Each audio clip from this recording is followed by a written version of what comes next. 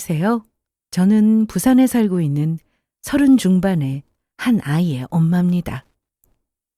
저는 몇 년 전 제 인생을 송두리째 흔든 큰 상처를 겪어야 했어요. 제가 세상에서 제일 사랑했던 저희 아이의 아버지이자 하나뿐인 남편이 큰 사고로 세상을 떠났거든요. 그때 기분은 세상이 무너지는 것 같았습니다. 늘 제 곁에 있을 거라 믿었던 사람이 하루아침에 사라졌으니까요. 그때의 허무함과 절망은 지금도 가슴 한켠에 깊게 남아 있습니다. 하지만 저의 시련은 거기서 끝이 아니었어요. 생계를 위해 어쩔 수 없이 들어간 회사에서 상상도 못할 갑질을 당해야 했죠. 그때를 떠올리면 아직도 억울하고 분통이 터질 때가 있습니다. 그런데요, 남편이 떠나고 저희 아이가 3살이 되었을 무렵 제 인생에 꿈 같은 일이 벌어지게 되었습니다. 세상에 존재하는 줄 몰랐던 가족과 다시 재회하며 저를 짓밟던 회사에도 통쾌한 복수를 해줄 수 있었으니까요. 지금도 가끔 그 모든 일을 떠올리면 기적이라는 말밖에 설명하기 어려울 것 같습니다. 남편과 만나게 된 것은 친한 친구의 소개였습니다. 저는 그때 마트 직원으로 일하고 있었는데 제 이상형이 다정다감한 자상한 성격의 사람이었거든요. 그런데 친구가 자기가 아는 사람 중에 정말 괜찮은 사람이 있다면서 만나볼 생각이 없냐고 하더라고요. 부모님은 안 계시지만 카센터에서 일하면서 성실하고 좋은 사람이라면서 제가 원하는 다정한 성격의 사람이라 저와 잘 어울릴 것 같다면서요. 사실 저도 부모님이 일찍 돌아가시고 돌봐줄 가족이 없어 외할머니 손에 키워졌거든요. 게다가 외할머니도 제가 성인이 되자마자 하늘나라로 떠나셨고요. 그래서 저와 똑같이 부모님이 안 계시다는 것에 남편을 만나기 전부터 동질감을 느끼며 어떤 사람인지 많이 궁금해졌었습니다. 그렇게 만난 남편은 배려심 깊고 심성이 참 착했어요. 저희는 처음 만난 순간부터 서로가 너무 마음에 들었고 연인 사이로 발전할 수 있었습니다. 그리고 남편과 제가 사귄 지 1년 만인가 남편이 소박하지만 잊지 못할 프로포즈를 하면서 저는 결혼을 하게 되었습니다. 그때가 제 생일이었는데 저에게 남편이 손수해준 맛있는 밥을 해먹이고 싶다면서 남편 집으로 초대를 했었거든요. 그리고 케이크에 촛불을 끄자 남편이 꽃다발과 함께 저에게 결혼 반지를 건네며 청혼을 했던 것이죠. 그렇게 우리는 결혼하게 되었죠. 결혼 후에 남편은 정말 아내 밥으로 불릴 만큼 가족밖에 모르는 사람이었습니다. 고아로 자란 남편은 늘 제게 말했어요. 이제 남편의 가족은 저뿐이라며 저 없이는 못 산다고요. 하지만 그 행복은 잔인하도록 너무 짧게 끝나버렸습니다. 저희 남편이 너무 일찍 제 곁을 떠나버렸던 겁니다. 저와 천사 같은 저희 아이만 남기고요. 저희가 결혼한 지 3년 정도 되었을 무렵이었는데 그때 남편과 저는 꿈이 있었거든요. 남편 이름으로 된 카센터를 차리는 것이었어요. 그래서 남편은 땀 흘리며 더욱 열심히 일했습니다. 누구보다 일찍 출근해서 늦게 퇴근하는 남편의 성실한 모습에 남편이 일하고 있던 카센터 사장님이 저희 남편을 좋게 보셔서 월급도 많이 올려주셨고요. 그러던 어느 날 남편이 이른 아침 카센터 문을 열어야 한다며 출근을 하게 되었는데 그게 남편과 인사하는 마지막이 될 줄 저는 상상도 하지 못했습니다. 여보, 나 다녀올게. 점심때 당신 혼자 밥 먹는다고 대충 때우지 말고 제대로 좀 챙겨 먹고. 알겠어. 당신이 걱정하지 않도록 잘 챙겨 먹을 테니까 조심히 다녀오고. 당신이야말로 다치지 않게 조심해. 걱정하지 마. 나 다치면 당신이 더 속상해해서 안 다치도록 조심하고 있으니까. 그러면 이따가 봐. 조심히 다녀와. 그런데 남편이 출근하고 30분 정도 흘렀을까요? 남편 핸드폰으로 전화가 왔던 겁니다. 그래서 저는 무슨 일인가 해서 받게 되었는데 저는 전화를 받고 그만 그 자리에서 쓰러지는 줄 알았어요. 전화는 다름 아닌 119 대원에게서 걸려왔던 것이니까요.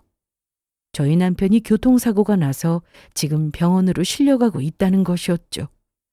음주운전을 한 트럭이 남편 차를 덮쳤다고 했는데 남편이 크게 다쳐서 위독한 상태라는 것이었습니다. 그 전화에 저는 정말로 정신없이 남편이 있다는 병원으로 달려가게 되었어요. 병원에 도착하니 남편은 수술에 들어간 상황이었어요. 그래서 저는 그때 제발 남편 좀 살려달라고, 남편만 살려주면 앞으로는 착하게 살겠다고 신께 맹세했습니다. 그러나 남편이 너무나도 좋은 사람이라 신께서 편히 쉬게 하려던 생각이었는지 남편은 끝끝내 깨어나지 못했고 제 곁을 떠나게 되었습니다. 게다가 남편을 친 트럭 운전기사는 이미 음주운전으로 면허정지가 된 상황이었는데 그 상태에서 다시 운전대를 잡은 것이었더라고요. 게다가 가진 재산도 없어서 남편 죽음에 대한 어떠한 피해 보상도 제대로 받지 못하고 끝내게 되었습니다. 물론 저희 남편을 죽음으로 몰고 간 것에 대해서는 처벌을 받게 되었지만 말이에요. 하지만 저는 그때 마음을 잡지 못했습니다. 남편이 세상에 유일한 저의 가족이었는데 남편이 떠나자 살고 싶지 않은 마음이었던 겁니다. 남편이 떠나자 그때는 모든 게 현실 같지가 않더라고요. 그래서 집안에만 틀어박혀서 잠도 제대로 안 자고 제대로 먹지도 않고 폐인처럼 지냈습니다. 그러던 어느 날인가 속이 너무 울렁거리고 안 좋았던 거예요. 급기야 빈속에 오바이트까지 하게 되었죠. 그래서 내가 죽을 병이라도 걸린 건가 싶은데 차라리 잘 되었다 싶었습니다. 사실 남편이 떠나고 저도 따라가고 싶은 심정이었거든요. 하지만 나쁜 마음을 먹는 게 죄를 지은 것 같아 그러지 못하고 있었는데 이참에 나도 확 남편을 따라갔으면 좋겠다는 생각이었습니다.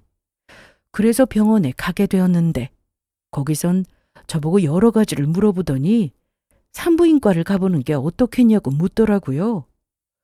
그래서 이게 무슨 소리인가 싶었는데 의사 선생님이 임신일 수도 있다는 것이었습니다.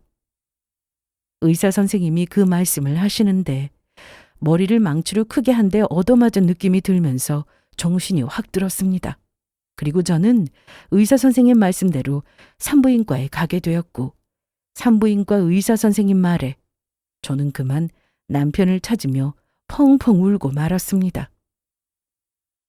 축하합니다. 임신하셨네요. 한 15주 정도 된 것 같은데 전혀 모르고 계셨던 거예요? 예? 선생님, 지금 뭐라고 그러셨어요? 제가 임신을 했다고요? 네, 정말 축하드립니다. 가끔 둔하신 분들은 임신하고도 나중에 알아차리시는 경우가 종종 있는데 아무래도 그러셨나 봅니다. 남편분이 아주 좋아하시겠어요? 선생님, 정말로 제가 임신한 거 알면 저희 남편이 좋아할까요? 그럼요. 남편분이 당연히 좋아하죠. 분명히 좋아하실 거예요.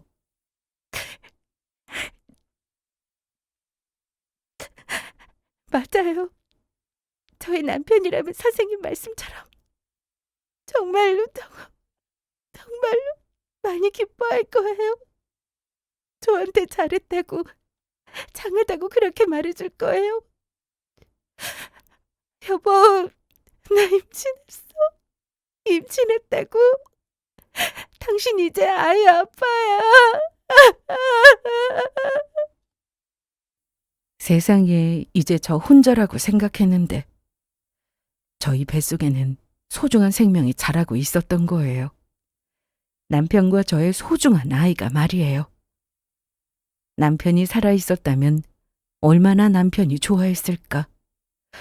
그 생각에 저는 그때 눈물밖에 나지 않았습니다. 절망적인 제 삶의 한 줄기 빛이 비추는 기분이었습니다.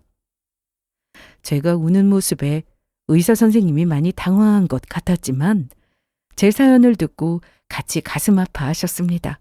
그리고 제가 꼭 아이를 낳아 잘 기르고 싶다는 말에 의사 선생님께서는 제가 아이를 잘 낳을 수 있게 최선을 다해서 도와주신다고 하셨죠.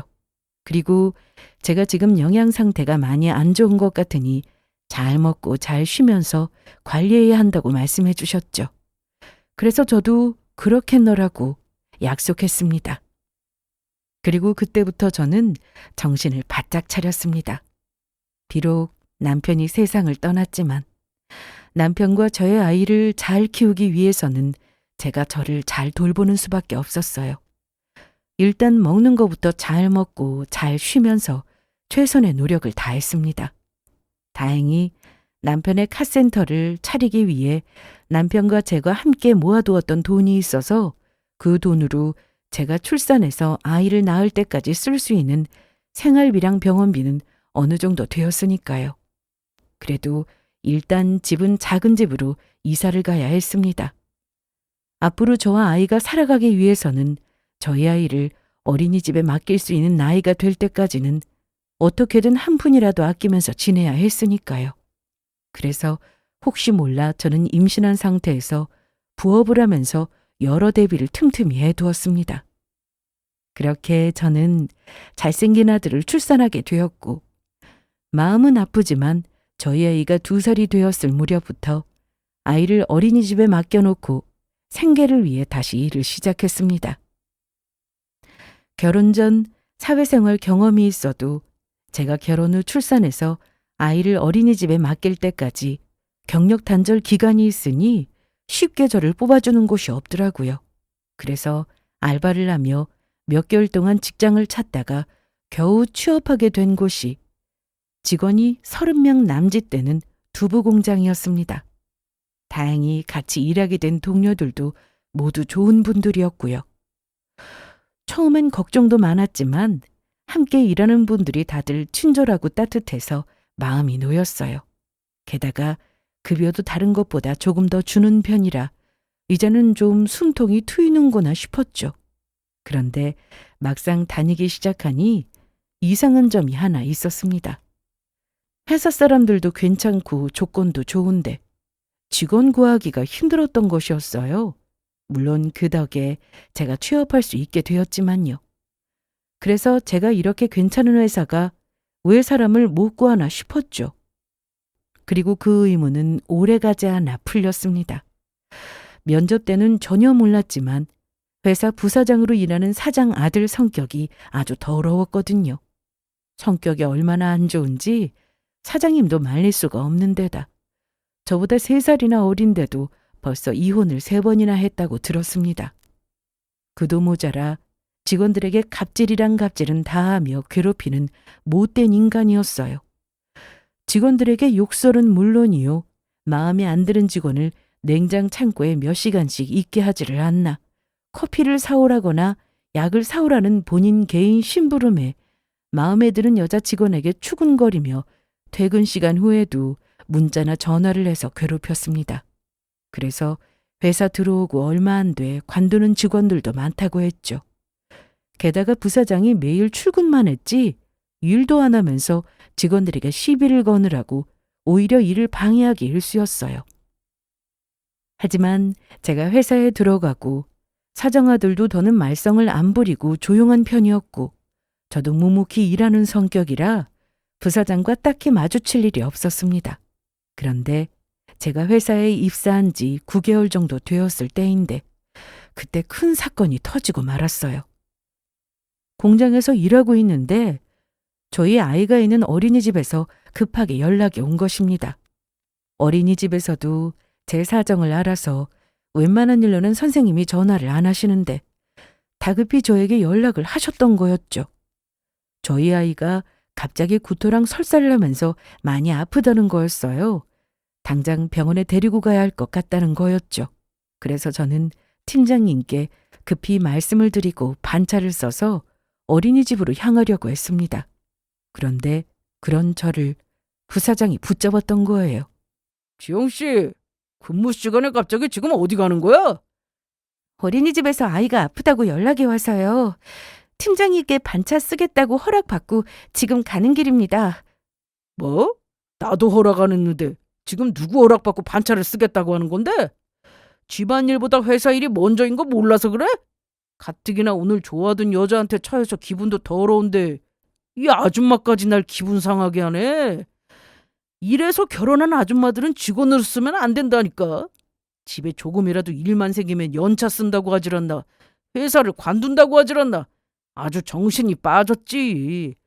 아이 아픈 건 아줌마 사정이고 나는 허락 못하니까 당장 다시 돌아가서 일해. 부사장님, 지금 저희 아이가 너무 아파서요. 정말로 위급한 상황이라서 가봐야 할 것 같다고요. 죄송합니다. 지금 감히 이 회사 부사장인 내 말을 네가 무시하겠다는 거야? 너도 내가 좋아했던 여자처럼 나 무시하는 거냐고? 어디 직원 주제에 부사장님한테 토를 달고 있어? 아줌마가 보기에는 직원이 장난 같아? 혹시 아줌마 지금 남편 믿고 이러는 거야? 아줌마 남편도 직장 생활에서 돈 버니까 우리 회사에 대충 일하면서 다니다가 잘려도 상관없다고 생각해서 이렇게 막 나오는 거냐고? 예? 제가 언제 막 나왔다고 그러세요? 저 회사 나와서 대충 일한 적 없고 정말 그동안 성실히 일해왔습니다. 그리고 지금 제가 무단으로 회사 빠지는 것도 아니고 분명히 팀장님한테 반차 쓰겠다고 하고 가는 거고 저희 아이가 지금 병원 응급실로 빨리 데리고 가야 할 것 같은 상황이라 그러는 건데 그러면 저보고 어떻게 하라는 건데요? 나는 절대 허락 못해. 아줌마 자꾸 이런 식이면 회사 잘리는 수가 있어. 부사장의 말을 듣는 순간 저는 어이가 없었습니다.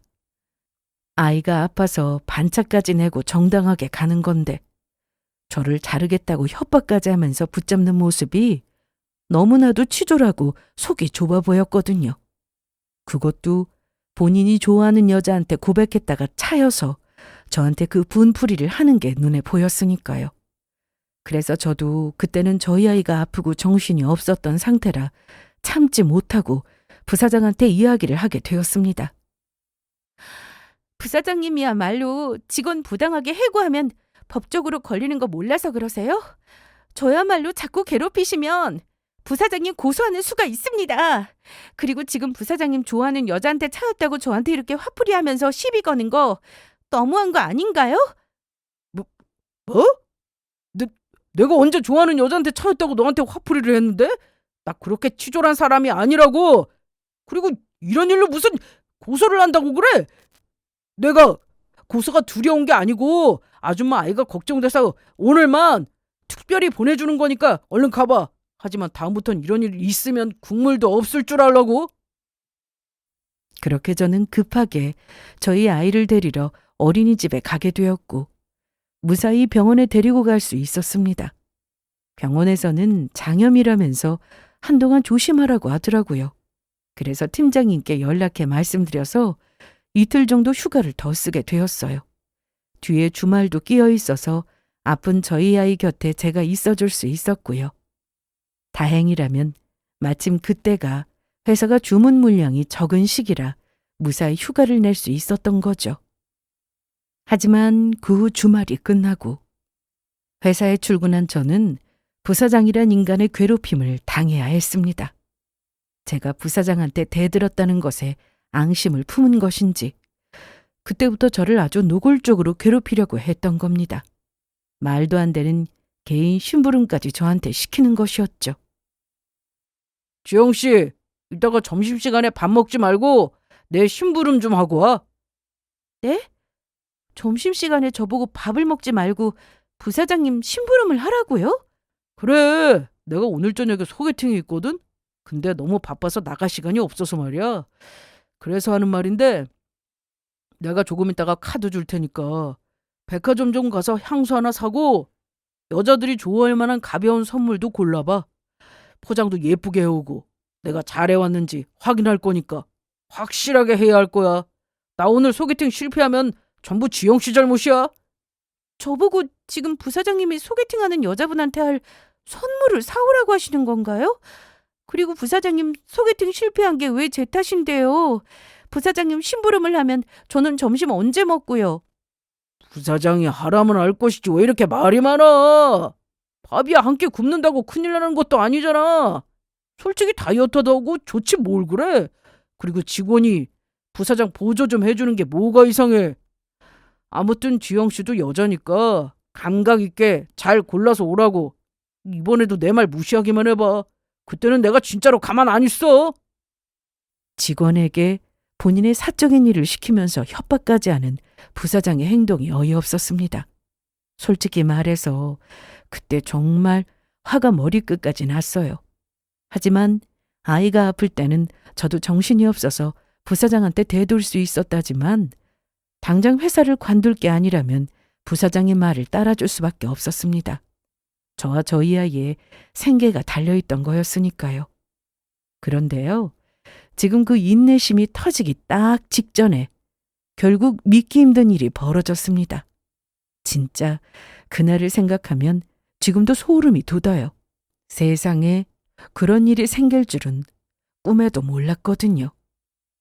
그 후 몇 달 동안 저를 괴롭혔던 부사장이 어느 날부터인가 저한테 잘해주기 시작했던 거예요. 평소 볼 수 없었던 자상한 모습을 보이며 친절하게 대해주셨는데 부사장이 왜 그런 행동을 하는지 얼마 지나지 않아 바로 알 수 있었죠. 그때가 일을 하다가 잠시 쉬는 휴식 시간이었는데 부사장이 갑자기 저한테 마시라며 음료수를 사다 주더니 이야기하더라고요. 직원들한테 물어보니까 지영 씨는 한겨울에도 아 마실 만큼 아 좋아한다며? 아가 무슨 뜻인지 알지? 아이스 아메리카노 말이야. 그래서 내가 지영 씨 마시라고 특별히 이 근처 커피 맛집에서 사왔어. 별거 아니니까 너무 부담 갖지는 말고. 그런데 내가 직원들한테 들으니까 지영 씨 남편 죽고 혼자라면서? 지인자가 알았으면 내가 신경 썼을 텐데 그동안 내가 너무 무심하게 굴었지? 우리같이 혼자 된 사람들은 우리만이 아는 통하는 감정이 있잖아. 그러니까 내가 동네 오빠라고 생각하고 힘든 일 있으면 언제든지 이야기하고 그러면 내가 언제든지 달려갈 테니까 연락해. 알겠지? 그때 딱 봐도 낌새가 부사장이 저한테 관심 있는 것 같았지만 설마 했습니다. 솔직히 매번 저를 아줌마라고 무시하던 사람이 저를 이성으로 볼까 싶었던 거예요. 그리고 저도 먹고 살면서 저희 아이만 신경 쓸 때라 다른 건 신경 쓸 여력도 없었고요. 그런데 어느 날 퇴근한 저녁에 부사장이 저한테 연락을 해왔던 겁니다. 그리고 다급한 목소리로 이야기했어요. 지영 씨, 지금 큰일 났어, 큰일. 부사장님, 갑자기 밤에 전화하셔서 큰일이라뇨. 그게 무슨 말씀이세요? 지금 회사에 위급한 일이 생겼는데 아무래도 지영 씨랑 상의를 해야 할 것 같아. 지금 내가 지영 씨 집 앞에 와 있으니까 얼른 나와. 저는 부사장의 전화에 정말로 회사에 위급한 일이 생겼나 하고 허겁지겁 밖으로 나가게 되었습니다. 그때는 저희 아이가 잠들기도 했고 부사장이 저희 집 앞에 찾아올 정도면 정말로 회사에 무슨 일이라도 난 건가 싶었죠. 그런데 밖에 나가니 아주 황당한 일이 벌어졌어요. 저희 집 앞 가로등 불빛 아래 부사장이 본인 차 앞에 정장을 잘 차려입고 서 있었습니다. 게다가 무슨 향수를 뿌렸는지 가까이 갈수록 독한 향수 향기까지 났어요. 그리고 부사장의 손에는 꽃다발이 들려 있었는데 분홍색 장미 한가득에 리본엔 I love you라는 문구와 함께 내 마음을 받아줘요라고 쓰여 있었죠. 그때 아무리 생각해도 부사장이 저한테 고백을 하기 위해 저를 불러냈다고 밖에 생각이 들지 않았습니다. 그러면서도 설마 하는 마음과 함께 어처구니가 없어 부사장에게 묻게 되었죠. 부사장님, 지금 이게 무엇이는 거예요? 그러자 부사장이 글쎄 한껏 멋있는 척을 하면서 본인의 머리를 쓸어 넘기더군요. 그리고 들려오는 부사장의 말에 순간 저는 제 귀를 의심했습니다. 지영 씨, 솔직히 나 요즘 많이 고민해봤는데 지영 씨는 나한테 그냥 평범한 아줌마는 아닌 것 같아. 부사장님, 그게 무슨 말씀이세요? 저한테 매일 아줌마라고 구박하시더니 이제는 아줌마가 아니라니요? 그때는 내가 정말 많이 미안했어. 나 때문에 지영 씨 많이 힘들었지. 지영 씨처럼 예쁜 사람이 이미 결혼까지 해서 아이까지 있다고 하니까 지영 씨 남편이 너무 질투나고 또 내가 좋아할 수는 없는 여자란 마음에 속상해서 그랬던 거야. 지영 씨, 이렇게 된 거 나 모든 걸 솔직하게 말할게. 아무래도 내가 지영 씨를 많이 사랑하는 것 같아. 나 태어나서 이런 감정 처음이야. 그러니까 우리 외로운 사람들끼리 같이 살자. 나랑 결혼해줘. 지영 씨가 원한다면 내가 지영 씨 평생 책임져 주면서 호강시켜 줄 수 있다고. 대신 조건이 있는데 지영 씨 아이는 보육원에 맡기자. 솔직히 내가 비록 이혼을 3번이나 하긴 했지만 이혼하고 산 거는 몇 개월 안 되고 나 아직 아이도 없는데 남의 남자 아이까지 떠맡아 키울 수는 없는 거 아니야? 그러니까 나만 믿으라고. 내가 지영이의 든든한 오빠가 되어줄게. 어때? 지영이도 좋지? 그러니까 어디 한번 나한테 오빠라고 불러봐. 오빠 해봐. 내 마음 받아줄 거지? 그렇게 말하며 부사장이 저한테 꽃다발을 내밀었습니다. 그리고 그때 드는 생각이 더는 참으면 안 될 것 같다였습니다. 부사장이 하는 짓은 누가 봐도 엄연히 스토킹하려는 범죄였으니까요. 게다가 왜 제가 부사장놈 같은 인간과 결혼하기 위해 저희 아이를 보육원에 보내야 하는지 이해가 되지를 않았어요. 저에게는 제 목숨보다 소중한 저와 남편의 아이를요. 그래서 저는 부사장이 건넨 꽃다발을 받아든 다음 바로 그 꽃다발로 부사장놈을 후드려 팼습니다. 이 미친 자식이 회사 큰일 났다고 거짓말로 사람 불러내더니 감히 지금 뭐라고 짓거리는 거야. 내가 웬만하면 그냥 참고 넘어가려고 했는데 너는 진짜 안 되겠다. 지금 네가 하는 짓이 성희롱의 스토킹의 범죄라는 것도 모르냐? 너 같은 놈은 이런 꽃다발이 아니라 두부로 쳐받아 정신을 차리지! 지영 씨 지금 뭐 하는 짓이야? 내가 하는 짓이 성희롱의 스토킹이라니. 지금 남자의 진심을 이렇게 짓밟아도 되는 거야? 진심은 무슨 진심?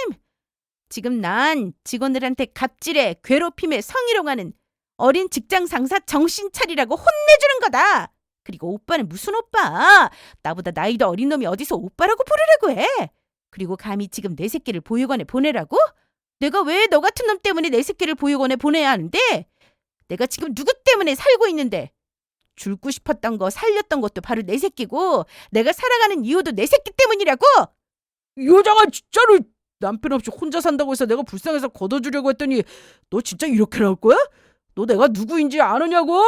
너 다니는 회사 부사장의 사장 아들이야! 이번에 진짜로 네 자식이랑 쫄쫄 굶게 아빠한테 말해서 너 해고시키라고 한다?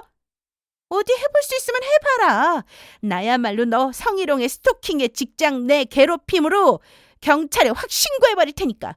그리고 더럽고 치사해서 나야말로 회사 관둘 생각이었다. 나야말로 사직서 쓰고 나올 거라고. 알겠냐? 이 정신 나간 성희롱범아? 그때 사실 회사를 관두는 게 겁나는 것도 사실이었지만 저는 퇴사를 결심할 수밖에 없었습니다. 부사장이 하는 짓을 봐서 저를 계속 괴롭히려 들 것이고 저도 결국 못 버티고 나올 것 같았거든요. 갑질에 직원직까지 멋대로 찾아오는 인간이 더한 짓도 못하리라는 법도 없었습니다. 그리고 그때는 이미 회사에서 경력을 쌓은 지 1년이 조금 넘었을 때라 직장을 쉽게 옮길 수 있게 된 상황이었고 이미 이직을 고민하고 있었을 때였죠. 그리고 부사장 같은 인간이 있는 회사에서 계속 일하느니 차라리 몸이 힘들어도 식당에서 그릇 닦기 알바를 하는 게 더 편할 거라는 생각이 들었습니다. 그래서 저는 큰 각오를 하고 사직서를 쓰고 회사를 나오게 되었습니다. 그런데 정말 인생이란 건 알 수 없더라고요. 퇴사하고 얼마 지나지 않아 제가 사는 지역에 유명한 식품 공장에서 생산직 직원을 모집한다는 공고가 올라온 거예요. 규모가 큰 회사라 긴장도 됐지만 그래도 저는 두부 공장에서 일한 경력도 있으니 가능성이 아예 없진 않을 거란 마음에 용기가 생겼습니다. 그래서 저는 바로 식품 공장에 이력서를 넣게 되었습니다. 그리고 하늘이 도운 것인지 며칠 후 식품 공장에서 면접을 보러 오라는 연락이 왔던 겁니다. 그런데 면접 당일 전 큰 문제에 부딪히고 말았습니다. 제가 면접을 보러 가기 며칠 전 어린이집이 며칠 방학이 들어가서 저희 아이를 봐줄 사람이 없었던 거예요. 그런 일이 생기면 주변 지인들에게 부탁을 했었는데 이번에는 이상하게 면접 보기 며칠 전부터 지인들에게 부탁을 해도 다들 사정이 있어서 거절을 한 데다 마지막에 저희 아이를 잠시 봐주기로 한 동네 언니가 갑작스레 몸살이 걸리며 당일에 저희 아이를 봐줄 수 없을 것 같다면서 연락을 해왔으니까요. 그래서 전 결국 어쩔 수 없이 면접 준비를 마친 후 저희 아이를 데리고 면접을 보러 가게 되었습니다. 지푸라기라도 잡는 심정으로 떨어질 때 떨어지더라도 저희 아이를 데리고 면접을 보러 가자는 마음이었어요. 그렇게 회사에 도착해 면접을 보기 위해 면접장 대기실 앞에서 기다리는데 사람들이 전부 아이를 데려온 저를 이상한 눈초리로 쳐다보더라고요. 면접장에 어린아이를 데리고 왔으니 당연한 것이겠지만요. 그래서인지 면접 안내를 맡은 직원분도 난감한 표정을 지었는데 제가 사정을 말씀드리고 설득해서 겨우 면접을 볼 수 있게 되었습니다. 그리고 마침내 제 순서가 되어 저는 아이를 안고 면접장 안으로 들어가게 되었죠. 면접관은 앞에 4분 정도가 앉아 계셨습니다. 그리고 저는 일단 저희 아이를 면접 보는데 데리고 온 이유부터 재빨리 설명을 해야겠다는 생각이 들었습니다. 그런데 면접관 중 깐깐하게 보이는 남성 한 분이 제가 아이를 데리고 온 것을 보며 냉정하게 말을 했던 겁니다. 안녕하세요. 오늘 면접 보러 온 오재영이라고 합니다. 죄송합니다. 어린이집 방학이라 아이를 잠깐 데리고 올 수밖에 없었어요. 면접에 방해되지 않게 조용히 시키겠습니다. 지금 이게 어떻게 된 겁니까? 면접이 무슨 애들 장난도 아니고 여기가 무슨 애들 놀이터인 줄 아세요? 아이를 데려오시면 어떻게 해요? 당장 나가요. 그런 게 아니고 정말로 아이를 맡길 곳이 없어서 그랬습니다. 그래도 이렇게 왔는데 면접 볼 기회를 주시면 안 될까요? 핑계대지 마세요. 일할 사람이면 책임감부터 있어야지. 오늘 면접이었으면 진작 며칠 전부터 아이를 맡길 곳을 찾아봤었어야죠. 그런 것도 다 마음먹기 달린 겁니다. 직원들은 뭐 하는 겁니까? 오재영 씨 면접장에서 내보내세요. 그러자 직원분들이 아이를 안고 있던 저를 붙잡고 정말로 면접장에서 쫓아내려고 하더라고요. 그런데 그때 저를 붙잡는 한 남성분의 목소리가 다급히 들려왔습니다. 거기 잠깐만. 오재영 씨 잠깐만 기다려보세요. 저를 붙잡았던 목소리의 주인공은 면접관 중 한 분으로 자리 중앙에 앉아 있었던 중후한 인상의 나이 지긋하신 남성분이었습니다. 그러자 저를 면접장에서 쫓아내려고 했던 깐깐해 보이던 남성분이 저를 붙잡았던 중후한 인상의 남성분에게 묻더라고요. 사장님, 오재영 씨는 왜 붙잡는 겁니까? 최 부장은 좀 가만히 있어 보세요. 사람이 왜 이렇게 시끄러운가? 저를 면접장에서 나가지 못하도록 잠깐만 기다려보라며 붙잡았던 분이 바로 회사의 사장님이었던 겁니다. 그런데 사장님은 저와 저희 아이를 유심히 보더니 자리에서 벌떡 일어나 저희 모자 곁으로 걸어왔습니다. 그리곤 제가 안고 있던 저희 아이의 손에 껴있던 반지를 보더니 갑자기 눈빛이 크게 흔들렸습니다. 그리고 떨리는 목소리로 물었습니다. 잠깐만. 아이 손에 껴있는 반지가 누구 건가요? 아이 손에 낀 반지 어디서 난 건지 저한테 이야기해 줄 수 있나요? 저한테 갑자기 왜 그런 걸 묻는지 모르겠지만 저희 아이의 손에 낀 반지는 저희 남편의 유품이에요. 사실 남편이 제가 저희 아이를 임신했을 당시 교통사고로 세상을 떠났거든요. 남편 말로는 남편이 3살인가 4살쯤 어릴 적에 보육원에 왔었는데 그때부터 손에 끼고 있었다고 했어요. 그래서 저희 아이가 딱 3살이 된 나이라 남편이 어릴 적에 끼었던 이 반지가 손에 맞기도 하고 해서 끼워준 거예요. 아빠랑 실제로는 못 만나지만 아빠가 어릴 적에 꼈던 반지를 끼면서 같이 있는 것처럼 느껴보라고요. 그러자 사장님은 갑자기 저와 저희 아이를 부둥켜 안고 울기 시작했습니다. 그래서 제가 너무 놀라서 당황하고 있는데 사장님이 말씀하셨어요. 아이고 아가야, 내 새끼, 내 손주. 그렇게 찾아도 없더니 이렇게 만나는구나. 죽기 전에 내 손주를, 내 며느리를 이렇게 만났어. 저기 사장님, 저랑 저희 아이가 사장님 며느리랑 손주라뇨? 그게 도대체 무슨 이야기인지. 지금 아이가 끼고 있는 그 반지, 내가 젊은 시절 해외에 출장 갔을 때 우리 아들 주려고 해외 보석상에서 특별히 맞춰서 주문했던 거다. 그런데 내가 그 반지를 어떻게 못 알아보겠니? 예? 그러면 그 말씀은 사장님께서 저희 남편의 아버지라는 그 말씀인가요? 정말로 저희 남편은 아버님이 맞으세요? 그래, 내가 네 시애비다. 아버님 남편이 떠났어요. 갑자기 차 사고가 나서 남편이 떠나버렸어요. 남편도 아버님 얼굴 배웠으면 좋았는데 우리 남편 불쌍해서 어떡해요? 아가, 내가 미안하다. 내가 더 빨리 너희들을 어떻게든 찾았어야 했는데 내가 미안해. 전부 내 탓이다. 저희는 그렇게 부둥켜 안고 눈물 콧물 범벅이 되도록 울고 또 울었습니다. 그리고 시아버지는 나머지 면접을 직원분들에게 맡기시고 저를 바로 시댁으로 데리고 갔습니다. 그곳에서 시어머니도 만나뵐 수 있었어요. 시어머니도 저와 저희 아이를 보더니 꼭 끌어안고는 계속해 눈물을 흘리셨습니다. 그리고 남편을 잃어버리게 된 이야기를 들을 수 있었죠. 시할머니가 치매가 있으셨는데 잠깐 사람들이 안 보는 사이 남편을 데리고 산책을 가신다며 데리고 나가셨던 거예요. 그리고 시할머니와 남편이 사라졌다는 사실을 뒤늦게 알게 된 시아버지며 시어머니는 경찰에 신고까지 하고 시할머니와 남편을 찾으러 다녔는데 결국 찾을 수 있었던 사람은 시할머니뿐이었습니다. 그것도 시할머니께서 버스까지 타고 멀리 가시는 바람에 겨우 찾을 수 있었다고 합니다. 그때 시할머니와 같이 있어야 할 남편 모습은 보이지 않았고 시할머니는 남편을 어디서 잃어버렸는지 기억도 제대로 못하고 계셨다고 해요. 그래서 시부모님은 백방으로 남편을 찾으러 다녔고 전국의 보육원이란 보육원은 전부 돌아다녔다고 합니다.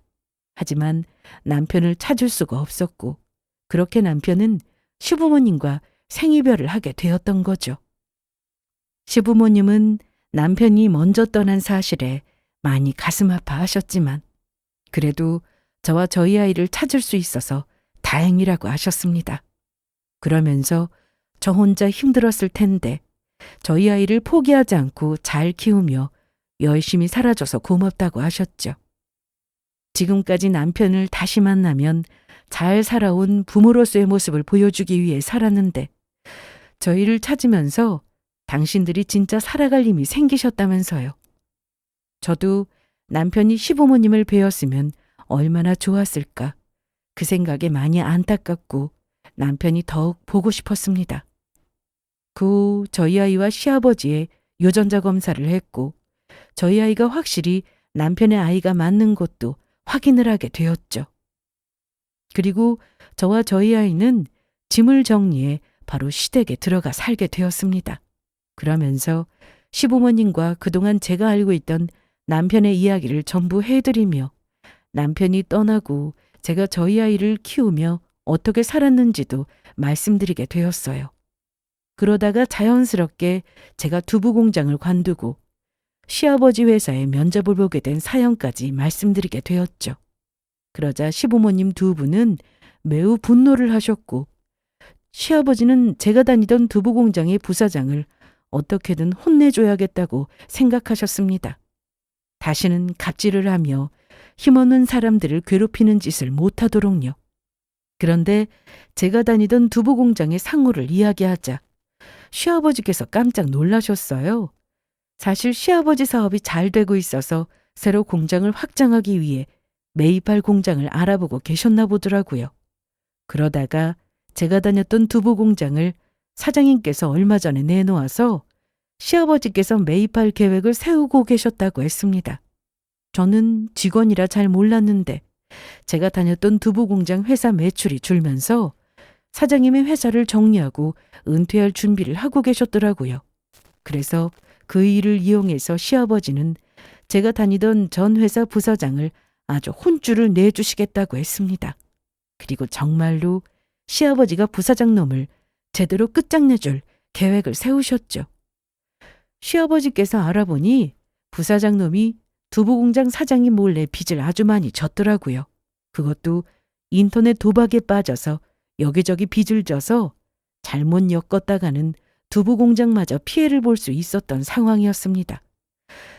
그래서 시아버지는 부사장을 혼내줄 준비를 마치신 후 며칠 후 공장 매입에 대해 할 말이 있다고 하시면서 일부러 두부공장 사장님과 부사장을 시아버지 회사로 불렀습니다. 시아버지 옆에는 저도 같이 있었고요. 그리고 저희 시아버지 사무실로 사장님과 부사장 놈이 들어오는데 사장님과 부사장이 저를 보고 깜짝 놀라더라고요. 자네가 여기에는 무슨 일로? 주영씨 회사 나가더니 여기서 근무하고 있었나? 잘 지내는 것 같아서 정말 다행이군. 그런데 최 사장님께서 저희에게 중요한 할 말이 있다고 해서 오긴 했는데 혹시 무슨 일인지 여쭤봐도 되겠습니까? 일단 저희 아들까지 꼭 데리고 왔으면 좋겠다고 하셔서 같이 데리고 오긴 했습니다. 그리고 사장님과 부사장은 제가 부사장과 있었던 안 좋은 일들을 저희 시아버지께 이야기했을까 봐 전전긍긍한 눈치였습니다. 혹여나 공장을 파는데 조금이라도 손해를 볼까 봐 걱정하는 것 같았죠. 특히 부사장 놈은 긴장했는지 아무 말도 못한 채 가만히 앉아있기만 했습니다. 그런데 그 순간 저희 시아버지께서 큰 폭탄을 터뜨리셨습니다. 다른 건 아니고 아무래도 김 사장님 공장 매입하기로 했던 거 못하게 될 것 같습니다. 그게 무슨 말씀입니까? 왜 갑자기 저희 공장 매입을 하지 못하겠다고 하시는 겁니까? 그러면 제 가족 눈에 피눈물 나게 한 놈이 부사장으로 있는 회사를 누구 좋으라고 제가 사겠습니까? 우리 며느리가 김 사장님 회사에서 근무했을 때 김 사장님 아드님이 갑질이랑 갑질은 다 하면서 괴롭히는 것도 모자라 성희롱에 스토킹까지 했더라고요. 게다가 저희 며느리한테 눈에 넣어도 안 아픈 우리 손주를 보육원에 보내고 자기랑 결혼하자고 했다고 합니다. 그런데 내가 누구 좋으라고 당신 회사를 사줘? 내가 김 사장 당신 아들 고소해서 법적으로 처벌받게 할 거니까 단단히 각오하고 있으라고. 최 사장님, 저희 아들이 최 사장님 며느님한테 갑질한 것도 모자라 스토킹에 손주분을 보육원에 보내고 결혼하자고 했다니요. 설마 저희 아들이 최 사장님 며느리분에게 그런 짓을 했겠습니까? 맞아요. 저는 결단코 그런 짓을 한 적이 없습니다. 그리고 어떻게 최 사장님 며느리분께서 저희 회사처럼 작은 회사에서 일했다고 하시는 건가요? 그것부터가 말이 안 됩니다. 말이 안 되긴 뭐가 안 돼? 지금 당신들 앞에 앉아있는 지영이가 나한테 하나밖에 없는 우리 소중한 며느리야. 뭐라고요? 그러면 지영씨가 최 사장님 며느님이었단 말입니까? 그것도 모르고 저희 아들이 큰 결례를 저질렀고요. 지영씨, 내가 미안해. 우리 아들 대신해서 내가 이렇게 사과하겠네. 아들! 너 뭐하는 거야? 당장 최 사장님이랑 지영씨한테 사과하지 못하겠어? 지금 우리 공장 산다는 것도 안 나타나고 지금 못 팔면 이런 좋은 조건의 회사 파는 거 영원히 불가능하다고. 이러다가 계속 시간 지나면 우리 회사 똥값 된다. 지영씨, 아니 사모님, 제가 정말 잘못했어요. 그러니까 사모님 아버님은 좀 설득해서 저희 공장 좀 사주시게 하면 안 될까요? 제가 저질렀던 모든 일들 이렇게 진심으로 사과드립니다. 우리 아빠 공장 똥값 때문에 저도 물려받을 재산 줄어드는 건데 그걸 제 눈으로 어떻게 보라고요? 제발 저 좀 살려주세요. 아니, 절대로 그렇게는 못하겠는데? 갑질에 성희롱에 스토킹까지 한 너 같은 놈을 내가 미쳤다고 도와주겠냐? 네가 그동안 공장 직원분들 얼마나 괴롭혔는지 내가 두 눈으로 봐서 전부 기억하고 있었다고. 정말로 내가 너 고소해서 처벌받게 만들 테니까 각오나 단단히 해두는 게 좋을 거야. 너도 어디 우리 아버님한테 혼나면서 갑질이 어떤 건지 뼈저리게 느껴봐. 그리고 저희 시아버지가 마지막으로 결정적인 한 방을 날리셨죠. 그리고 김 사장님 그거 아십니까? 김 사장님 아들에 대해 조금 알아보니까 인터넷 도박으로 빚을 아주 많이 줬더라고요. 김 사장님만 몰랐지 이미 알 사람은 다 아는 이야기입니다. 그래서 그 빚 못 갚으면 김 사장님 아들 당장 깜빵 갈 것 같은데 사업 신경 쓸 시간에 아들 교육이나 좀 제대로 시키지 그러셨어요. 그러면 김 사장님 공장도 제값 주고 잘 팔고 이런 일도 당하지 않았을 텐데 말이에요. 그러다가 김 사장님도 같이 망하게 생겼습니다. 예? 저희 아들에게 도박 빚이라니요? 그게 대체 무슨 말씀이십니까? 아들, 너 이게 사실이냐? 정말로 도박 빚졌어? 한동안 조용히 있어서 정신 차린 줄 알았더니 도대체 얼마나 빚을 지고 다닌 거야? 아빠, 미안해. 나는 그냥 인생이 너무 따분하고 심심해서 재미로 시작했던 게 그만 이렇게 됐어. 뭐라고? 너 이놈아, 내가 참으려고 했는데 도저히 안 되겠다. 오늘 나한테 어디 한번 맞아봐라. 그렇게 두부공장 사장님은 저와 시아버지가 보는 앞에서 부사장 놈을 먼지나도록 두들겨 팼습니다. 그리고 부사장님은 정말로 교도소에 갔습니다. 제가 고소를 하기도 전에 불법 인터넷 도박에 빚쟁이들이 부사장을 고소해서 감옥에 들어가게 된 것이죠. 그리고 저도 시아버지 도움으로 부사장한테 당한 직원들을 모아 같이 부사장에게 고소를 진행하게 되었고요. 그런데 진짜 웃긴 소식은 두부공장 사장님도 부사장의 빚을 갚아주기 싫었는지 아예 인연을 끊었다고 하더라고요. 사장님은 공장을 당장 정리할 수 없으니 울며 겨자 먹기로 계속 운영 중에 있고요. 자식을 잘못 키운 채 방관한 사장님이나 또 사람 무서운 줄 모르고 힘이 있다는 생각에 괴롭힌 부사장이나 똑같이 벌을 받은 것이죠. 그 후 저는 시부모님과 함께 남편의 납골당을 찾아가게 되었는데 그때 저는 남편에게 약속을 했습니다. 저희 아이를 바르고 착하게 잘 키우며 시부모님과 함께 행복하게 잘 살겠다고요. 남편 대신에 제가 자식으로 시부모님께 효도하며 살겠다고 그렇게 맹세를 했던 거죠. 그리고 만약 다음 생이 있다면 부부로 태어나서 그때는 누구 먼저 일찍 떠나지 말고 오래오래 행복하게 살자고 남편에게 이야기했습니다. 남편을 떠나보냈을 때는 제 인생에 절망만 있는 줄 알았는데 힘들고 고달파도 버티고 살다 보니 사랑하는 자식도 생기고 또 평생 만나지 못할 줄 알았던 가족도 만나게 된 것 같습니다. 우리 모두 힘들어도 포기하지 않고 꿋꿋이 이겨내는 삶을 살았으면 좋겠습니다. 모두 기운 내시고 행복하시길 바랍니다. 감사합니다.